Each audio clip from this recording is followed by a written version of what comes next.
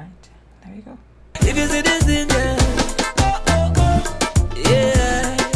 If you see this in there, oh, oh, oh, yeah. If you see this in there, yeah. I ain't never seen no girl like you. Pretty like Dolly, but you can't up loose. Girl, I make man run out no good. When she whine and she grind and she whine and she whine and good, good, good, good, good, good, yeah. Rude, rude, rude, rude, rude, rude, yeah. Good, good, good, good, good, good, yeah. If you see this in there, girl. Hi folks, good afternoon. And yes, it's likely to be one of those kinds of lives where things could get a little bit heated, a little bit controversial, and get people up in their feels. However, I do want to take the opportunity to make this as informative and as useful a teachable moment as possible.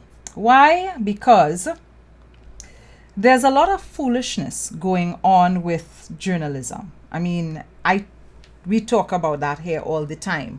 I have raised a number of issues to do with media on a regular basis here on this platform, and how media goes about doing its job on a very regular basis here on this platform. And I'm at the point where I feel like, okay, maybe one or two case studies might be necessary, right? Maybe it's important to take one or two reporters, journalists, and look at how they do their job and look at how they conduct their affairs as persons bringing information to the public and as persons who are informing the public, and point out to you, so we kind of do it like a class, because you know me, I don't think of myself as being a journalist. I see my strengths and my areas as being in education. So I like to use my education techniques and my education tactics here. So good evening to everyone. I don't normally do a Saturday evening live. It's rare for me to do a Saturday evening live. Happy Labor Day to all of you that are tarrying and out there in the fields and still working hard. Of course, I'm using fields in a euphemistic way. Not to say that there aren't people out in the fields, because we still have farmers and stuff. But basically persons who are fortunate enough to be working, happy Labor Day to you, and hopefully you are working in environments that are not terribly toxic, where you are being represented properly by your unions and can rely on your unions to do what needs to be done. I don't have that benefit. Yes, there is a union at the University of the West Indies, but the category of employee that I am, we don't actually fall under a union, which is a whole interesting thing. But suffice it to say, happy Labor Day. Right. So let's get into this thing. Let me start to make it make sense, right? So where are we at? There we at. Am I in the correct? Kill me dead. I downloaded these things already, but it didn't look like they were downloaded. In any case, I can play them from here. So let's okay. So everybody knows how, actually no, maybe everybody does not know. So this week, Urvashi Rupnarayan Tiwari would have found her name on everybody's tongues. Not for the first time. Her style of journalism is a very interesting style of journalism, and is the kind of journalism that riles people up, and perhaps that's how she wants it to be. She wants to rile up people, and there's nothing wrong with wanting to rile up people and to get people interested in an issue and to get people questioning an issue. What is wrong is when you start to mislead your audience, and when the way in which you go about riling people up really and truly just promotes and perpetuates ignorance, as opposed to perpetuating any sort of learning and any sort of gleaning of information. So oftentimes, Urvashi at these press conferences comes across as a nuisance, as someone who is actually preventing the population from understanding or hearing what is taking place at the press conferences, frustrating listeners of the press conference, and of course leading to a fair amount of distortion of the information that is coming out of the press conferences, because her line of reasoning and her line of questioning is often agenda laid. I mean, like, it's heavy with agenda.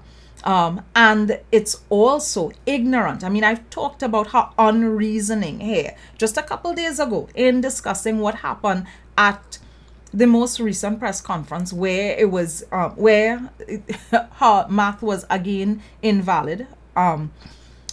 We talked about that. We talked about that on Wednesday. In any case, Urvashi has been around for a while. Urvashi has been in media for a while. Urvashi has been functioning as a journalist for quite some time. And Urvashi is now in a position where I believe she is one of the most senior journalists inside One Caribbean Media, right? OCM. And I have often pointed out to you all right here that we, the citizens of Trinidad and Tobago, own 23% of the shares that is One Caribbean Media. And I am often wondering if our patrimony, the 23% of the shares that we would have bailed out from Clico and them, that is in One Caribbean Media, if them 23% of shares ain't cutting we ass on a regular basis. Because you have a situation where, from coming out of that media house alone, the television station and the newspaper, there's a lot of distortion in terms of the content. In any case, all you ain't come here to just watch my face. Hi, Richard Williams, how you doing? All you ain't come here to just watch my face. All you come here for we to talk the things, right? So let me start to talk the things. So I'm going to systematically go through some videos of news reports that she would have done. And we're going to go through the videos of news reports that she has done with a view to deconstructing her approach to journalism, right? Good. So let's start. Which one I want to start with? I want to start with this one. Let me start with this one. I am at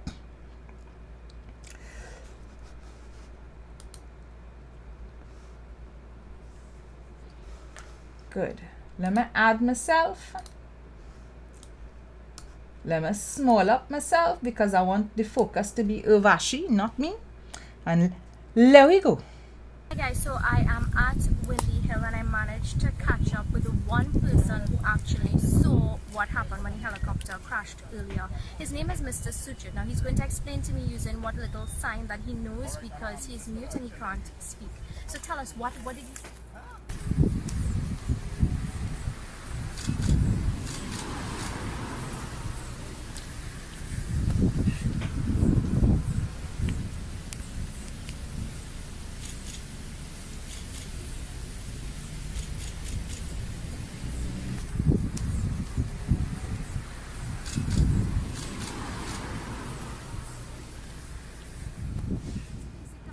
What he is explaining is that he was in the river taking a bath.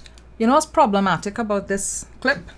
Because when this happened, I mean, people well laugh. I and all ask what is going on here at all and wondered why on earth was this even allowed. Let me tell you what's problematic about this. What is problematic about this is that if you don't actually speak the language, don't then come and translate the language for us.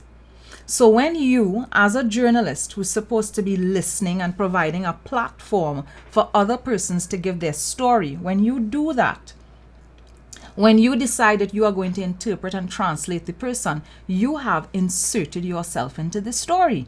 And when you're doing this sort of journalism, you ought not to be inserting yourself into the story.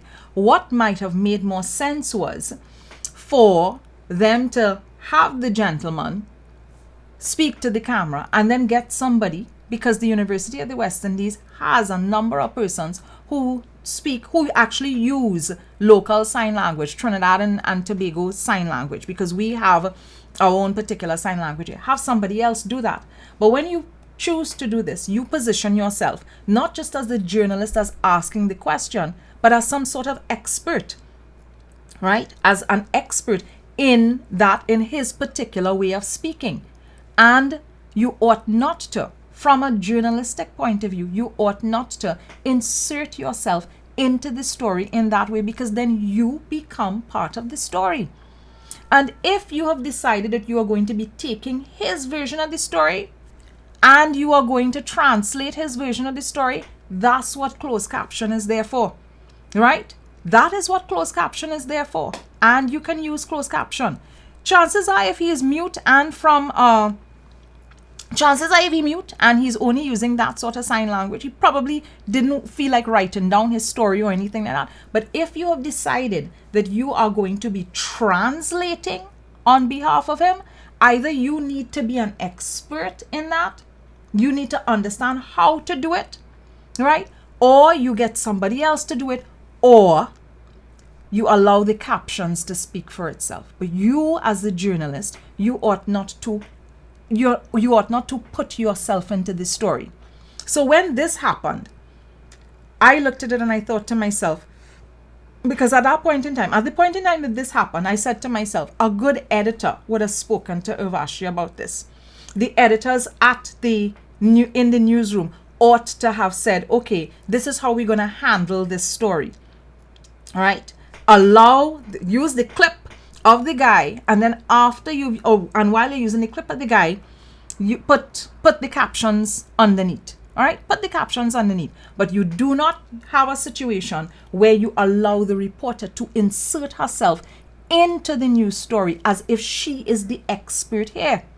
And this is one of the first things that I looked at, and I thought to myself, okay, all right, but why is the newsroom allowing this though? Why is the editor? Why is whoever's the head of news? Why are they allowing that? Because it's just not right. Because she then, as the journalist, has the opportunity to put her spin, her slant, her interpretation, pardon the pun, on this particular story. So I looked at that and I was like, okay, that's poor form. But, I can't blame her for it per se. In this particular instance, I would have put the blame on whoever was the head of news in the newsroom that she was working in at that point in time. So that's that particular story, right? But it turns out that this sort of behavior it becomes par for the course, where she inserts herself into stories as if she is the expert on the issue, and whoever else she's speaking to doesn't know, doesn't understand, and she is there as the journalist asking questions. She is there as a journalist, basically schooling them. So she comes, I've done my math, I've done my calculations, and this is what I know. When you are there speaking to somebody who actually will know more than you on the issue, if only because they are closer to the source of information than you are. One. And two, as a journalist, you ought to be there to glean information, pull information out for the public, on behalf of the public. So I want you all to be clear on this, right? When journalists show up at these press conferences, because when they fly in the flag of press freedom, they are consistently telling us, the public, that they are doing things in our best interest, right? That's why they are there, being a representative for us. And so these persons that we would have voted into office, right, are now being held to account on our behalf by these persons that we did not vote into office, and they're asking questions on our behalf. And I have no issues with that at all. No issues. Because you need to ask people questions, and you need to ask people hard questions, and you need to unearth information. And you then need to use that information to join dots, right? You're using the information to join dots, not your opinion, right? Not your feelings. You're using the information that you have gathered to join dots, to connect dots, and to build a picture. I want you to take a look at this other clip here. Did look at those sites, but I also used the good old time is equal to That's not- distance let me- over speed. I did use that. I did From the very start, sorry. I did look at those sites, but I also used the good old time is equal to distance over speed. I did use that. I did my own calculations here. You have a satellite tracker No, but with real-time information. I don't think you should do that. Could I ask? Go and pay for the correct version of the vessel tracking software, and you'll get it right away. But could I ask a question? Whether the vessel comes today, tomorrow, or the day after, there's accountability. Secondly, when it arrives. I want you all to look at something. I need to rewind this. I'm going to explain something, and then I'm going to rewind it for you to be able to grasp what it is I'm talking about. She comes in, she's sitting in a press conference, and she says, I've done my calculations. And she explains the calculations that she's done, some rudimentary methodology about, time and distance and time, distance, speed, etc., etc. Her colleague is sitting there behind her. Look at the expression on the face of her colleague, right? I mean, there's amazement and bemusement on his face at the same time. So look at the facial expression on her colleague. Then the Minister of Finance, who is the person that she's actually questioning in this press conference, because let me contextualize the press conference. This is to do with the Galleon's Passage. And the Galleon's Passage leaving China and making its way to Trinidad and Tobago. And there being a lot of stories about about how quickly it's going to get here, when it's going to arrive, the condition of the vessel. There was a lot of mischief at that point in time, because Devant Mirage was regularly putting out a lot of misinformation where the Galleon's Passage was concerned. And the Ministry of Finance, because they were handling, I think, the procurement of the vessel at that point in time, the Ministry of Finance was putting out regular updates about the location of the vessel. I think both NIDCO and the Ministry of Finance was putting out regular updates about the longitude and latitude, where you could. So they were using vessel tracking data, a vessel tracking information, and putting up the vessel tracking information on almost a daily basis, at least a weekly basis, so that folks could know where the vessel was.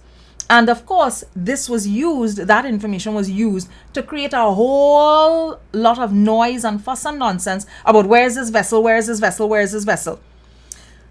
The Attorney General jumps in and he asks a very valid question. And while he is asking because he's responding to the reporter, while he's asking the question, I want you to look at the demeanor of the journalist. The journalist begins to refute, to fight back, to ask, not listening and taking notes, but is actually fighting back. So I am looking at this clip and I'm thinking, so when is she taking notes? When is she recording information? Because I don't know that she has a recording device there with her, on her, right? And to me, as the reporter, what you ought to be doing is asking a question to seek clarity and taking notes. That's my understanding. So let's look at the clip again. I did look at those sites, but I also used the good old time is equal to distance over speed. I did use that. I did my own calculations here. You have a satellite tracker No, but with real-time information. I don't think you should do that. Could I ask? Go and pay for the correct version of the vessel tracking software, and you'll get it right away. But could I ask a question? Whether the vessel comes today, tomorrow, or the day after, there's accountability. Secondly, when it arrives, all of this debate will be over. So what is the difficulty in the Minister of Finance having gone the extra mile, because he shares the vessel location on a constant basis? This isn't an average Joe sharing the information. This is a cabinet minister who is tracking it using the licensed information paid for longitude and latitude. It's not anybody just giving you the information, and I don't mean that disrespectfully. So you're having full-fledged information sharing. I'm at a loss to understand What is the drama over whether it is at X longitude or Y latitude? And that is a really critical question. Because if the government comes out and says in the parliament and at cabinet meetings, we have purchased a vessel. These are the conditions under which we have purchased the vessel. There's the cost of the vessel. This is when the vessel is going to get here. And then on a regular basis, they're putting out information about where the vessel is located. How does that then become how does it become an issue for conflict?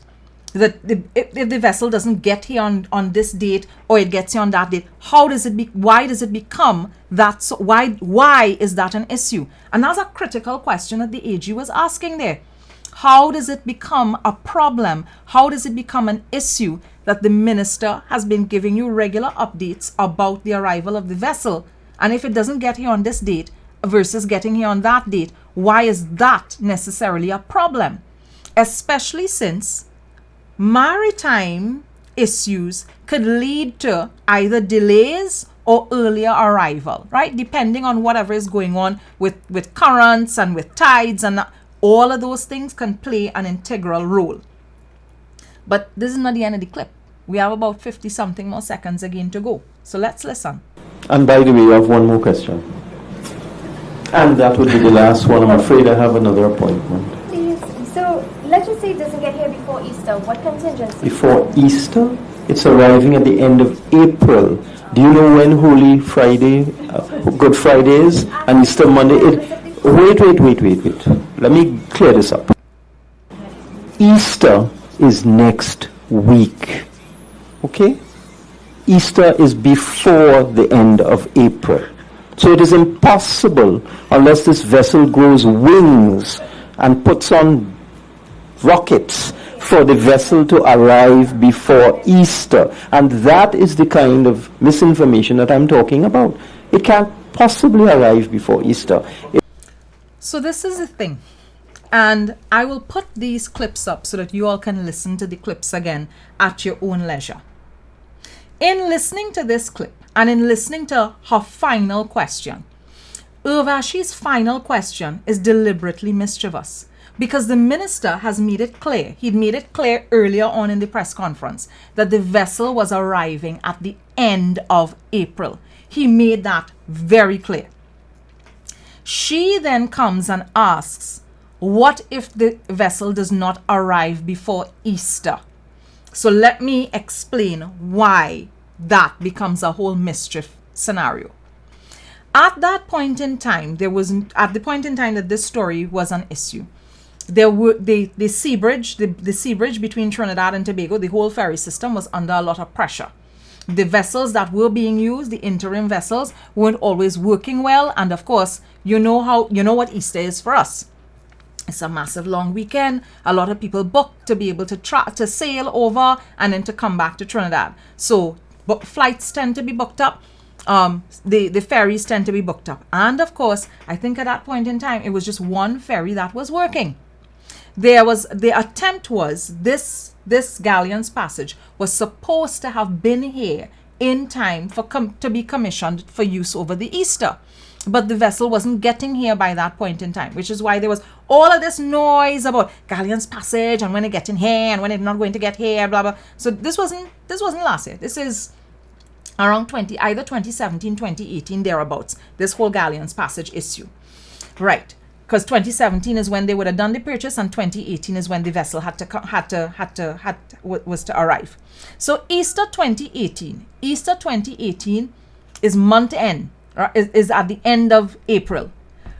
The Minister of Finance earlier on in this self-same press conference says that the vessel is getting into Trinidad, should be docking in Trinidad, in the Port of Spain harbor at the end of April. And then Urvashi, knowing all of that, comes back with a question saying, so what if the vessel doesn't get here by Easter? Knowing full well that Easter is occurring long before the end of April. And he has said that the vessel is coming at the end of April.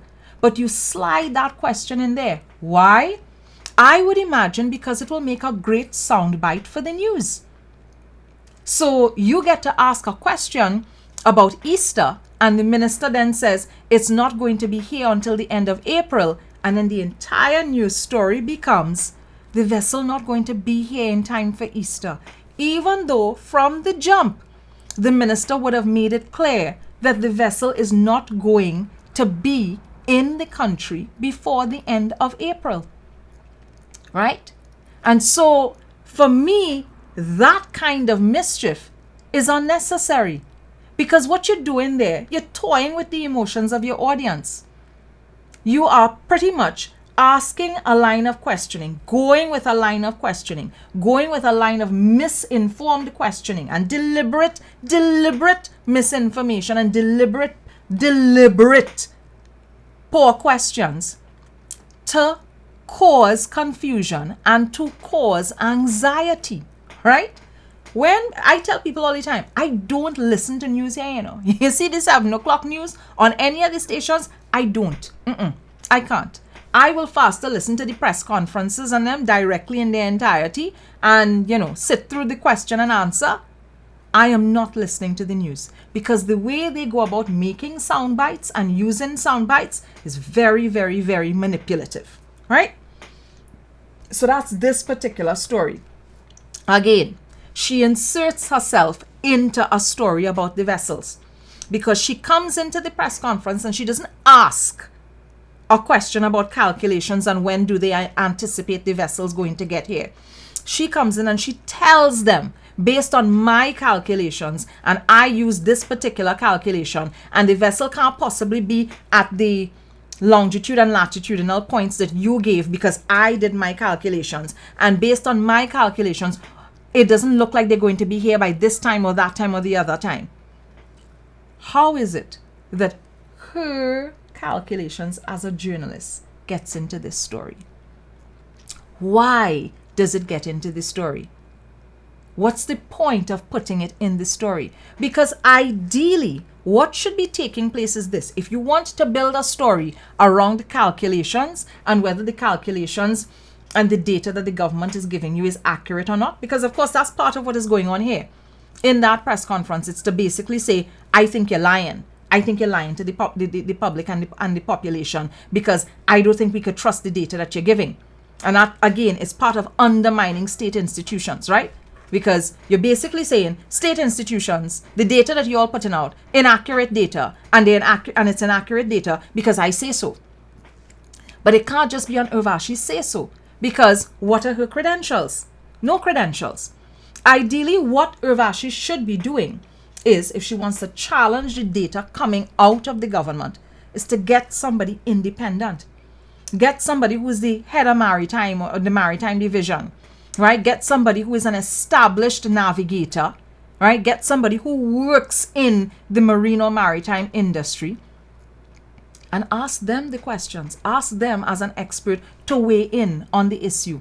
Many of these professionals in maritime would have apps and software that would allow them to be able to track vessels and track vessels accurately. So she could have easily, her media house, because she have a whole media house behind her, her media house could have reached out to a professional. If I want to talk about those things, I will reach out to a professional. I am not going to assume that I could possibly know everything. Oftentimes when I come here and I've done an investigative piece, it's not my data and my information. It's information that I would have gone and researched and pulled from persons who know better than I do, or gotten the documents together and then have conversations with experts in the area so that I understand the thing better, and then come here to speak to you. But that's not what Urvashi does. Urvashi inserts her whole self into a story. And when she inserts her whole self into the story, she then distorts the line of questioning and distorts the line of reasoning, because then the entire issue becomes now having to refute what Urvashi is presenting as factual and showing that her information is inaccurate information. So you get led away from whatever would have been your original narrative, your original line of reasoning, and the entire Q&A session becomes about Urvashi. And that obsession with self is a very dangerous obsession with self. So there's another clip I want us to take a look at. And this It's arriving. this is a clip that is a couple weeks ago that this would have popped up. This would have happened. This was a news story that she covered a couple weeks ago. And when I saw the coverage of this particular issue, I was very, very, very, I was actually quite disgusted by it because of how it depicted and portrayed the healthcare system here. Now, a couple weeks ago, actually several weeks ago, well, so it would have been maybe like 2 months ago. This would have been when Dr. Miriam Abdul-Richards would have announced that Cora Hospital was at 98% capacity, right? So it would have been, it was a Friday evening press conference. It was an atypical day for us to have a press conference, but we were at the point where the hospitals, where many hospitals were at capacity in terms of bed occupancy. And I believe that Friday, the Prime Minister would have done, the press conference would have been from OPM, and the Prime Minister would have discussed some measures. And while the press conference was going on and the Prime Minister was discussing the new measures that were going to be taking place, TV6 sent a team down to the Cora Hospital. I want you all to take a look at this. I'm going to let you listen to it in its entirety. It is almost 3 minutes long, and then we're gonna discuss it, because this is yet another clip that for me was quite disconcerting. I looked at it and I thought, this is the shit people had to be looking at during the 7 o'clock news when the night come. Oh my goodness, all you're real good, yes, all you have more belly than me, way more belly than me. Me and that kind of belly. Healthcare facilities are described as the heart of COVID care, then you can say Cora is one of those vital chambers. Unfortunately, news came today that this healthcare facility is at 98% capacity. While our cameras have been here, ambulances arrived, one after the other, bringing those requiring critical care. Here's the place where people with respiratory disease either die peacefully or embark on that long journey to recovery.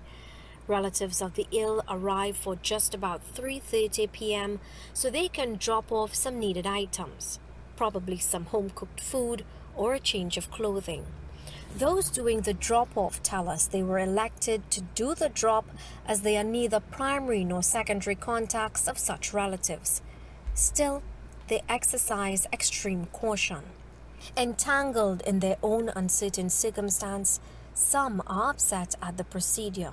This woman, whose grief-struck eyes were not caught on our camera, says her relative is doing much better today than yesterday, but she can still die. She asks for more compassion. The procedure and their attitude. I mean, you put them aside, they could die. And we are their family, everything like that.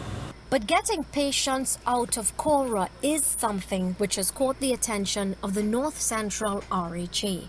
CEO of the authority, Davlin Thomas, says a lot of preparation has been ongoing quietly. He hopes to move patients with milder disease to the UTT Valsain campus facility, which has 100 beds, and the Tacarigua Racket Center, which has a 50-bed capacity. The authority, he tells us, has also invested in a high-flow nasal cannula. It's a device which they hope will reduce the need for patients to be ventilated. It offers non-invasive respiratory support. But if we're talking top-shot COVID care, you're going to have to head further east. In the medical fraternity, the Arima Hospital is regarded as first class when it comes to COVID-19 care. After being delisted for COVID care in February of this year, the hospital is back up and running. Information coming to TV6 is that out of the 91 available COVID-19 beds, so far 26 have been filled. But even as capacity is being built across the RHAs, the ministry's messaging is clear. Even that has a limit. Urvashi Tumari Rupnarayan, TV6 News.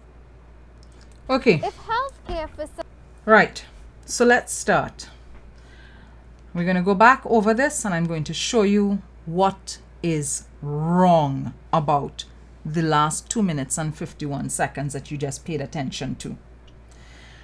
98% at the Cora Hospital, they hit the 98% bed capacity. The TV6 camera crew, they're not allowed to go in to the hospitals and to get footage of like actual persons. So they are basically sitting outside the hospital compound and lurking and taking footage, right? If that's what you want to do, that's what you want to do. Me and beating up over that. Listen to how she starts this report. are described as the heart of COVID care, then you can say Cora is one of those vital chambers.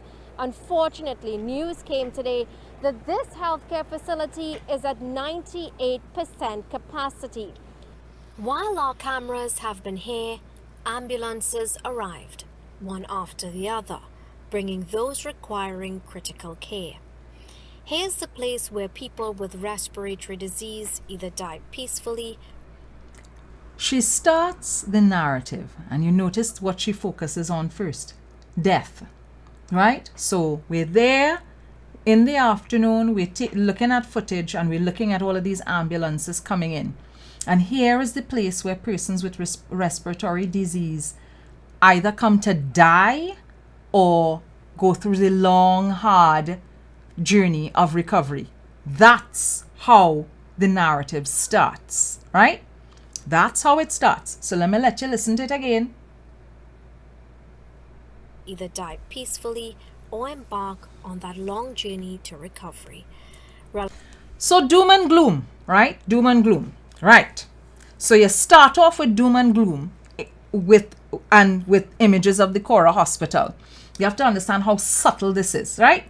Doom, people come in here to die, or people come in here to recover painfully, and then you see a relative walking in with things. Now, throughout the story, they're talking about patients and they're talking about relatives in the plural. Patients in the plural, relatives in the plural. TV6 at no point in time here has the option or opportunity to speak to any patients, obviously. And they managed to speak to only one relative, and they're using the comment from that one relative to reflect on all relatives. So that one relative suddenly becomes the person to represent all relatives. And the one relative who is complaining about treatment isn't complaining about treatment of her relative. I'm going to play the clip again for you to be able to hear it. She is talking about how they treated her. She felt that staff could have been a little bit more humane. I guess maybe she meant they could have been more pleasant with her or more accommodating. But the point is, she's not talking about how staff treating her relative, she's talking about how staff is treating her. But the story, the wording, the language in it gets twisted to imply that staff at Cora Hospital ill-treating the patients. So listen now. And I also want you to pay attention to the fact that Urvashi makes a statement about how the woman's eyes are tear-filled. The cameras couldn't catch that. Again, inserting things into the narrative that you cannot prove, because we never get a close-up of the woman's face. So we have Urvashi, with her opinion, inserting that into a news story. A news story, Relatives of the ill arrive for just about 3:30 p.m. so they can drop off some needed items, probably some home-cooked food or a change of clothing. Those doing the drop-off tell us they were elected to do the drop as they are neither primary nor secondary contacts of such relatives. Still, they exercise extreme caution. Entangled in their own uncertain circumstance, some are upset at the procedure. This woman whose grief-struck eyes were... What procedure? We're not clear on the procedure. I can assume that it's the procedure for receiving items and sending items into patients. That's what I can assume. but the story itself, the way in which she crafts the narrative, does not make it clear. So because of the ambiguous use of language throughout the news story, you could be talking about the procedure at the gates to let relatives in with items, or you could be talking about another procedure, a health procedure. And that's because she's consistently using language ambiguously throughout the story. Not caught on our camera, says her relative is doing much. Right. So I want to go back to the grief-struck eyes thing because I felt that it was so disingenuous. As her relative is doing much better today than yesterday. Just now. Someone whose grief-struck eyes were not caught on our camera says her relative is doing much better today than yesterday, but she can still die. She asks for more. Whose opinion is that? And that's the thing that I'm not clear on. Because the relative says that the relative there at the car, who Urvashi claims is grief-struck, but the cameras couldn't catch her eyes. I mean, the woman clearly does not want to be on camera. So Urvashi inserts that bit into the story. Then she says that her relative is doing better today, but she can still die. Whose opinion is that? Is that a medical opinion? Is that the relative's opinion? Is that Urvashi's opinion? That, for me, is incredibly problematic.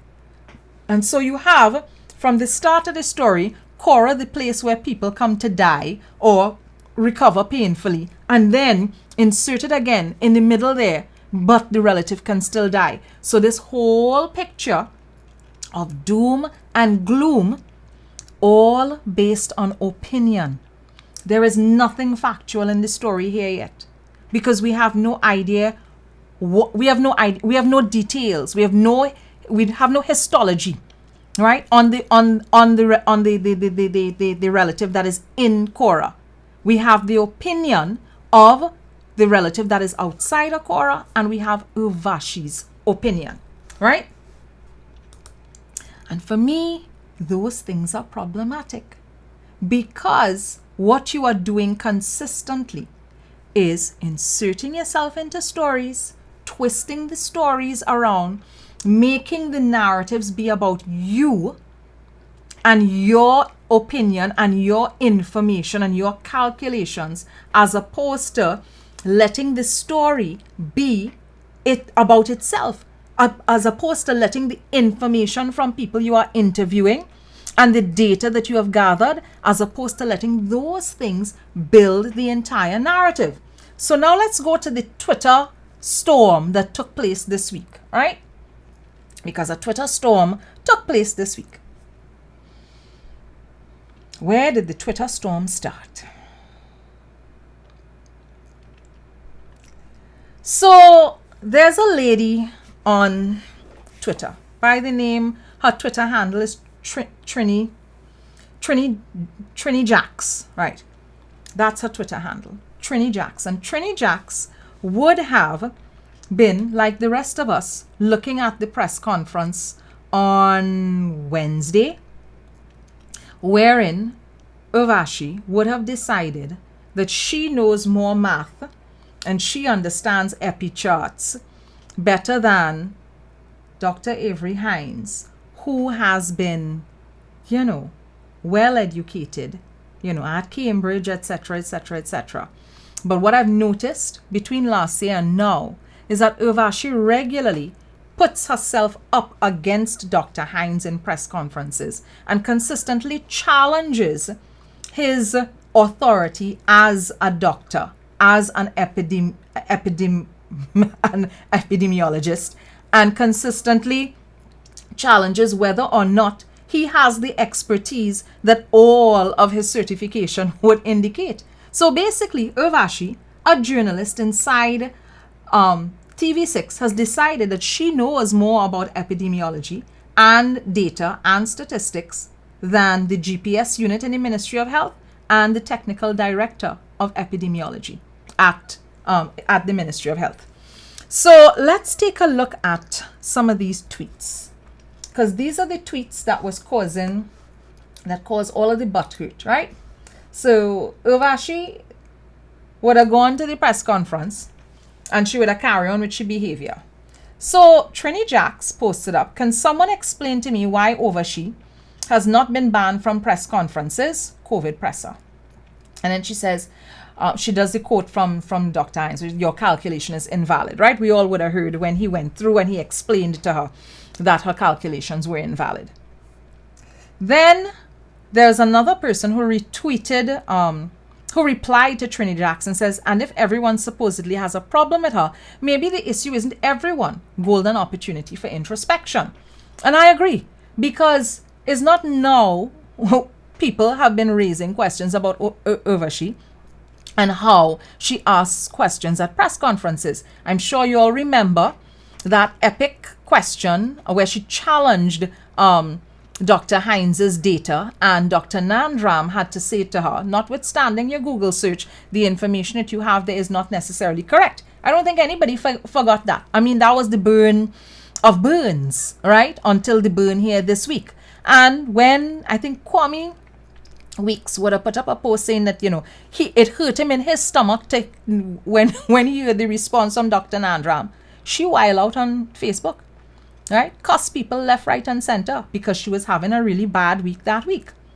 So I wanted us to take a look at Urvashi's statements first, and then some of the things that Trini Jacks would have said. So let's look at Urvashi's statements here. So Urvashi went into Trini Jacks' inbox to make contact with her. She says, hi, Jacqueline. Couldn't message you on Twitter as we are not friends. My name is Urvashi. When you contort my name to Urvashi, it sounds racist. Remember when our ancestors, the Africans and Indians, were here in the West Indies and the colonial masters couldn't pronounce their names? They just changed it to English names or contorted it. To answer your question, one, they have tried to ban me from press conferences. She would have to be able to say who tried to ban her from press conferences. And I think she should have to support that claim that the Ministry of Health attempted to ban her from press conferences, because I would like to see supporting documentation for that. That's a really bold claim to make.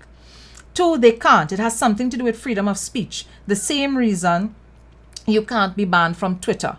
So I thought that was real interesting, right? That she's saying that they can't ban her from, they can't ban her because of freedom of speech. I think the Ministry of Health would be aware of this. They would understand the laws here with respect to media presence and that sort of thing. You may not understand me, know me, or get me, but I assure you, Trini Jacks, if there is one motherfucker out there who has the best interest of the public, who will take shame and insults for the hundreds who have died, who will make sure authorities do their job, it's me. So all of a sudden, Urvashi has become a hero for the public. Now, here is where this becomes incredibly problematic for me. But let's move forward. Urvashi then says, I saw you are a civil engineer, hotelier, etc. I figure you have some intellectual background and would not be part of a mob culture, but there are more mysteries of the world. And then she puts in the link to a story about cancel culture, citing Barack Obama. And she says, I can't find a lot now, but here's one of the messages sent to me by members of the public. And then she has the stories there. Urvashi, the last memory I have of my cousin is him calling us 3:30 a.m. in the morning, begging us to get in contact with someone to give him oxygen, hearing him gasping for breathe and saying, please help me, I am going down, is heartbreaking. And you tell me when you see officials saying there is no reason for so many deaths. Deaths is a factor of infections, but when infections go down, deaths don't. You may be okay with hundreds dying, but Jack's, my responsibility is to them and the many more who will die. The least they deserve is a fool who will take embarrassment to ask a question on their behalf. So, this is Urvashi, a hero for all of us. She is taking the hard blows for us. And she says, you can go ahead and praise all of your journal peeps who ask fluff questions, never challenge authorities, and nod when fed narratives. I was always taught to think outside the box and to search for the truth. Used to think highly of you being so well educated and put together, but I suppose you are just another one of the Twitter attention seekers. Blessing to you. I wish your family is well protected from COVID and won't need an Urvashi to hold authorities to account on your behalf. And Jack says, thank you for the discourse. And that's the end of the exchange, right? So that's Urvashi and Jack's. Then these are some other tweets that would have been up on Twitter. And we're going to go back over Urvashi's narrative. I don't want to give you my analysis of Urvashi's narrative just yet. I want you to see how other persons responded. Kwame Week said, serious question. Where did Urvashi get the temerity? And that's like gumption, right? That's like, to feel that, to where she got the braveness. To feel that she could go toe to toe with professionals who know their data. She was always the smartest one in the room, huh? And that's the truth. I am consistently wondering, where on earth does Urvashi get the impression that she is more knowledgeable than the experts in the room? And he says, iron sharpens iron and she dull like an overused razor. Nick, nick, nick. Then Jax would have put up a tweet saying, good morning, Twitterverse. Urvashi just made my day. Stay tuned. And she said, I abhor dotish questions. I do not praise fluff. I want all the local journals to up their game, but thanks for the compliment on my education and looks. I try. And then she says, she asked me to remove my tweets. So Urvashi, who talked about freedom of speech in her inbox message to Jax, comes to Jax and asks Jax to remove her tweets. I want you all to remember that Urvashi, who is an upholder of freedom of speech and believes that she can't be put out of press conferences. She alleges that she's going to be put out of press conferences because of freedom of speech, wants to tell somebody what they can and cannot have up on their Twitter feed. Remember that piece of irony. And then Trini Jax also says, it seems I made Urvashi's cancelled list. This is another piece of irony. Because remember the article that was citing Barack Obama, where he was speaking out against cancel culture? What does Urvashi do? Urvashi slides into Jax's inbox, says what she needs to say, and then she blocks her, which is cancel culture-ish behavior, right? And Trini Jax says, for the record, I have no personal feelings for or against her. I dislike gotcha journalism. Journalists should ask questions that hold authorities to account. What they should not do is continually attempt to entrap. And that's a point that I've been making here consistently as well. Gotcha journalism you don't learn anything from gotcha journalism. All it does is seek to trip up the officials. And then the officials decide that they're no longer going to be speaking to you anyway. And Trini Jax continues by saying, I'm okay with hundreds dying. No, I'm okay with facts based on science and research, not Google search. Right? Good. So let me pause for 2 seconds here. We're going to go back and we're going to look at Urvashi's initial statements to Trini Jax.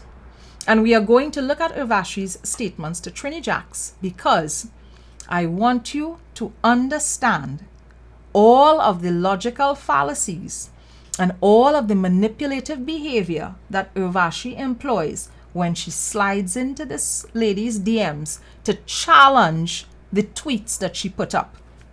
But I wanted you to see the tweets that Trini Jax would have put up in the first place and ask yourself, what about those tweets was so offensive that Urvashi would get so upset that she need to slide in somebody's DMs and attack them?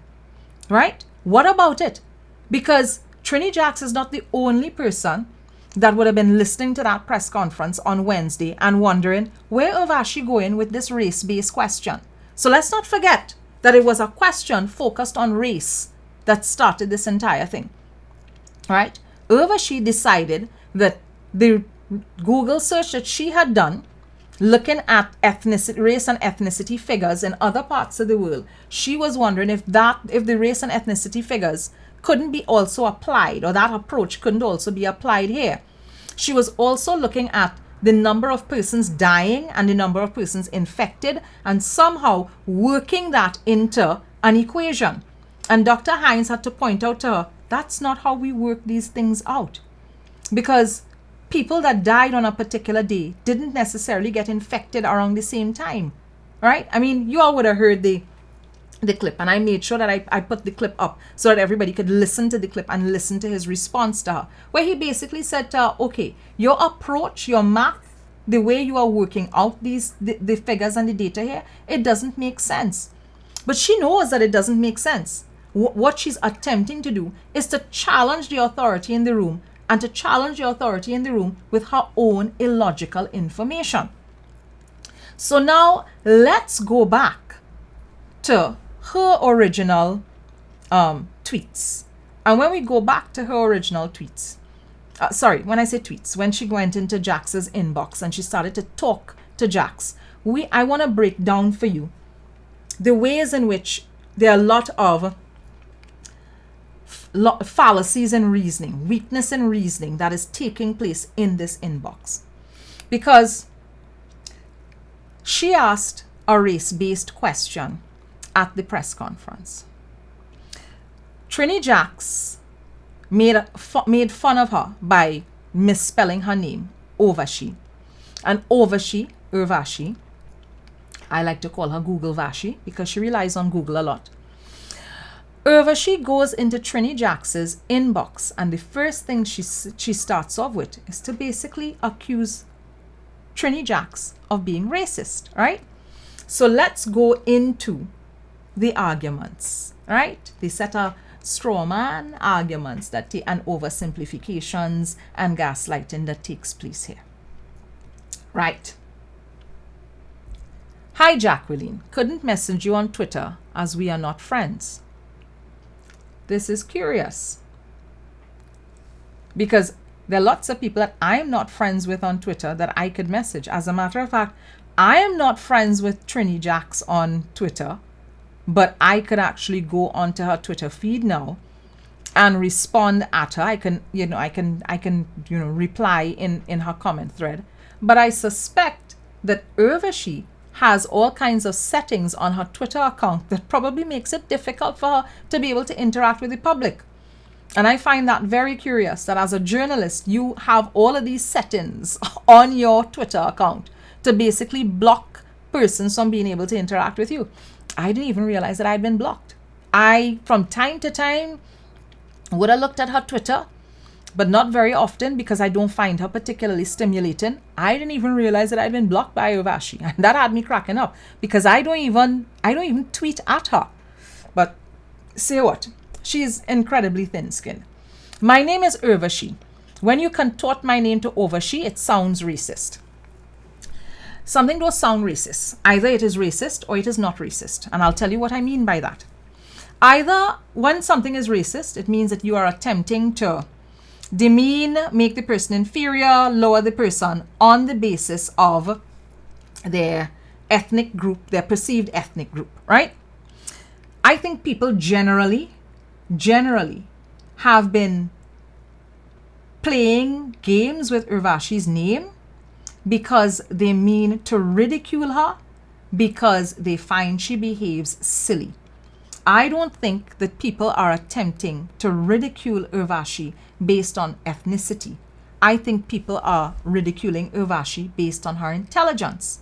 And when you look at Jax's entire response to Urvashi, she is talking about the kinds of questions that Urvashi asks, the ways in which Urvashi's lines of questioning and reasoning at these press conferences are extremely illogical.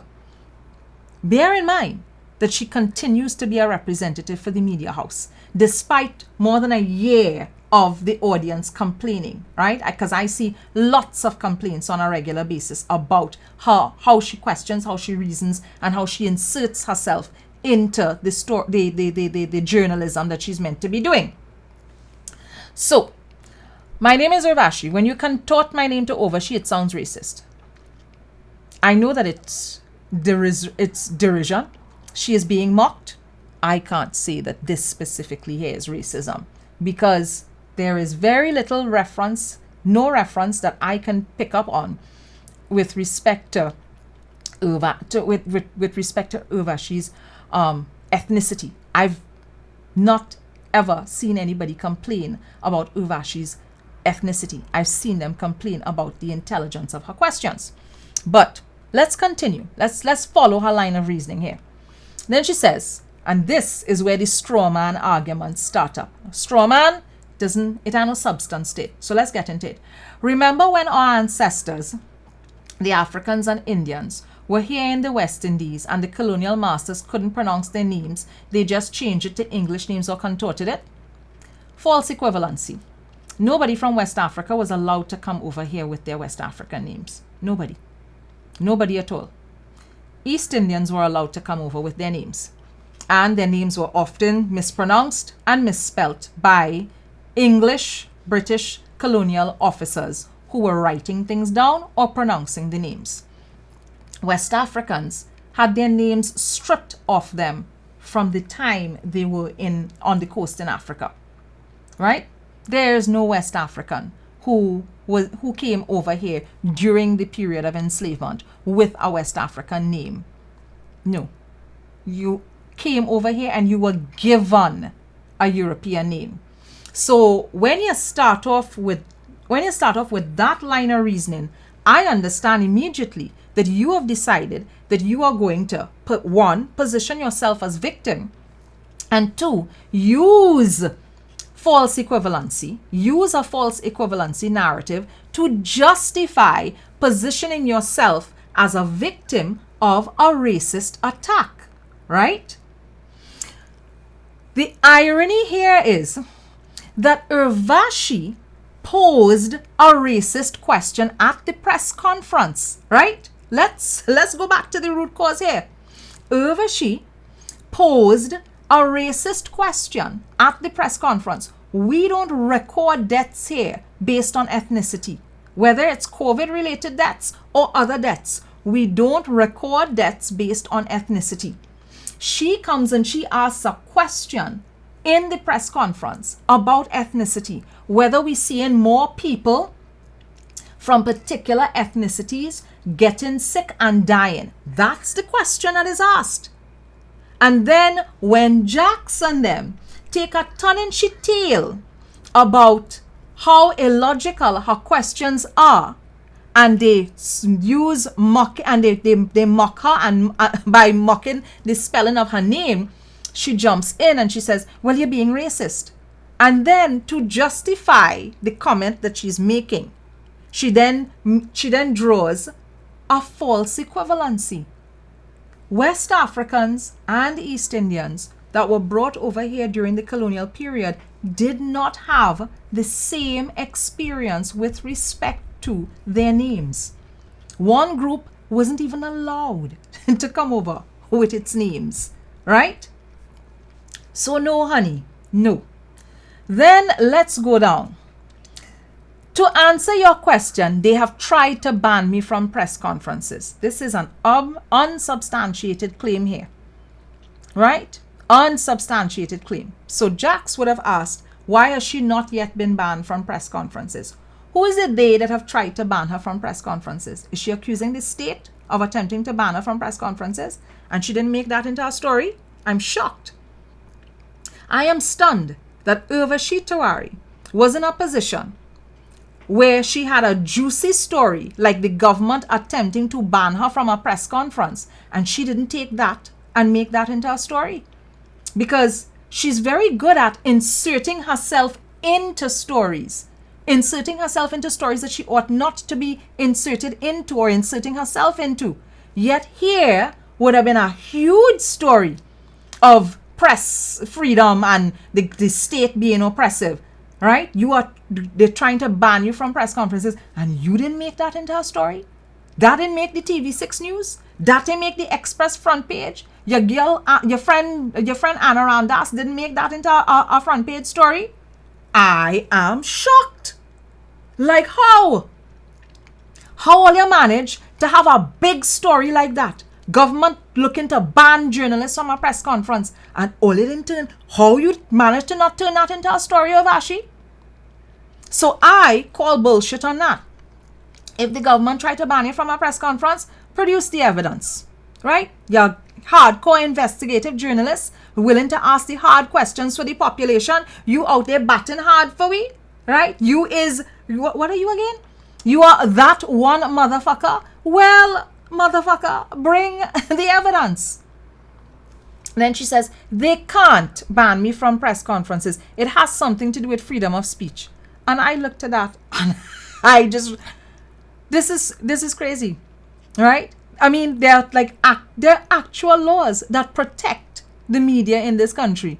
She can't even cite it properly. This is a senior investigative journalist. She can't cite it properly, right? And then she says, and this is where things start to go real downhill for me in this. You may not understand me, know me, or get me, but I assure you that I am. So she then, at this point in her narrative, Urvashi starts to position herself as both a victim and a hero, right? She's being attacked by people, but she's also a hero because she is out there asking all of the hard questions for the hundreds that have died. When has Urvashi been asking hard, penetrating questions that lead into life-saving? When? Because she regularly comes to the press conferences with misinformation. There are regular stories of distortion. We looked at 3 examples today of stories of distortion in different areas, right? The one with the sign language, the one to do with the Galleon's passage, and of course, one COVID-19 story. I don't know how many of you remember when she recently, with the whole COVID thing, interviewed an expert from another part of the world and tried to use the whole try to ask questions about ethnicity and sunlight and COVID. And the expert basically said to her that what the health officials here had been saying was correct, right? So she starts to position herself as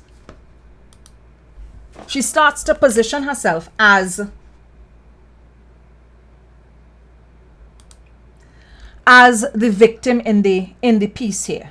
So then look at where she now begins to gaslight Jackson. She says, I saw you are a civil engineer, hotelier, etc. I figure you have some intellectual background and would not be part of a mob culture. So you see that there is, you offer a backhanded compliment. And then after you offer the backhanded compliment, I thought you was bright. I thought you was better than that. I can't believe you're doing so and so. That is gaslighting. So Urvashi has decided that she's going to gaslight the young lady. Then she comes and she talks about cancel culture. Nobody has been saying cancel Urvashi. Nobody has been saying that at all. Everybody has been saying, if Urvashi is underperforming as a journalist, put a better journalist at the press conference. That's not cancel culture. Because cancel culture would be trying to get Urvashi fired from her job. Nobody trying to get Urvashi fired from her job. We're trying to get Urvashi to do her job. That's what's going on there. We're trying to get her to do her job. Right? And then she goes and attempts to appeal to emotion. Listen, this exchange between Urvashi and Jackson and Trini Jax is real interesting because it is a study in Urvashi's personality. So you go from the straw man argument, the false equivalency, the saying that the girl is racist and using a weak line of reasoning and oversimplification to establish racism. Then you go to backhanded compliments. Then you go to gaslighting. Then you go to false referencing, because at no point in time did Jack say cancel Urvashi. She didn't even call for firing. She just said, this girl is not doing her job. Can't we not have her press conferences? Can we ban her from press conferences and use somebody else? Right? Because she really isn't doing her job. You come with the cancel culture.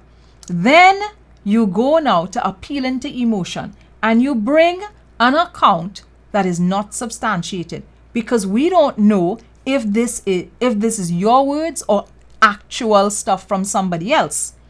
And then reverse psychology. At no point in time has Trini Jack said that she's okay with people dying. That's not what she said at all. She has just questioned the caliber of journalism.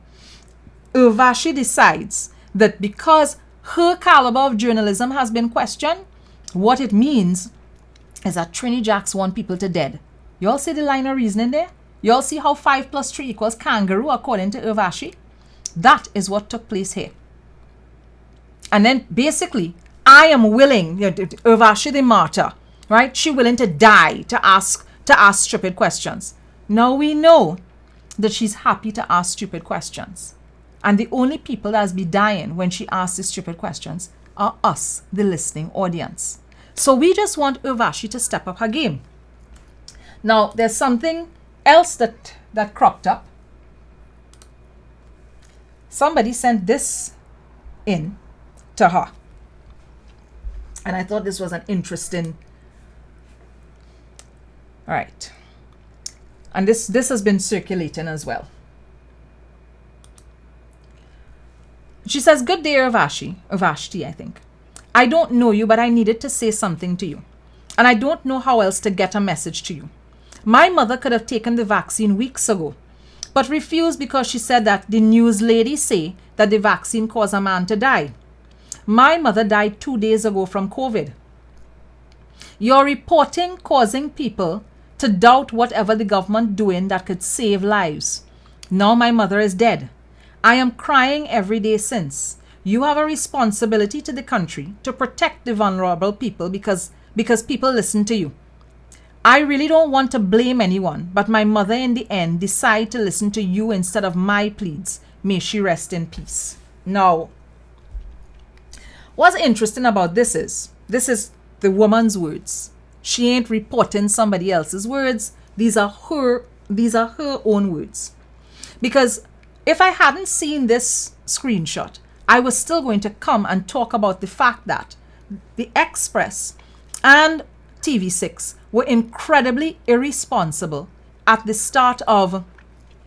end of April, start of May, reporting about the vaccine.